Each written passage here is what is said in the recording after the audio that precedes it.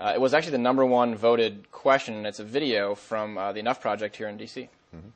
President Obama, more than 3 million Darfuris fear returning home because of instability. Many fear that Sudan may be on the brink of war. What will you do to galvanize the international community to ensure that widespread violence does not occur in Sudan this year? Well, the situation in Sudan has been heartbreaking, but also extremely difficult, and something that we started working on the day that I came into office. Our first task was, at that time, making sure that people who were in refugee camps in Darfur had access to basic water, food, other necessities of life. And this was after the Sudanese government in Khartoum had kicked out a whole bunch of non-governmental organizations that were providing assistance there. We were able to get that assistance back in to help at least initially stabilize the situation.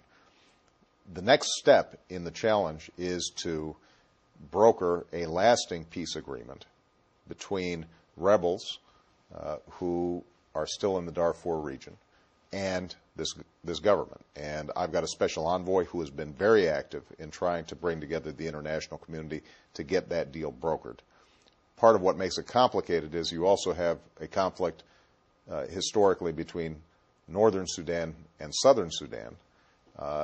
They finally reached an agreement after a lot of work, but the southern Sudanese now have an option where they may be seeking to secede from all of Sudan.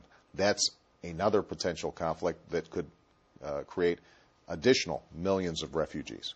And so what we are doing is trying to work with not only the regional powers, but the United Nations and other countries that have shown a great interest in this to see if we can broker a series of agreements that would stabilize the country and then allow the refugees who are in Darfur to start moving back to their historic lands.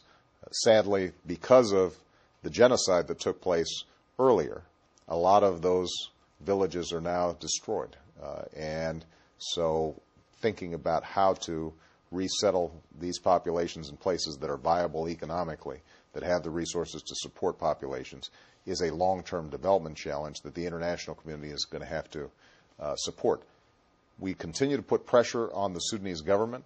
If they are not cooperative in these efforts, then it is going to be appropriate for us to conclude that engagement doesn't work, and we're going to have to apply additional pressure on Sudan in order to achieve our objectives. But my hope is that we can broker agreements with all the parties involved to deal with what has been an enormous human tragedy in that region.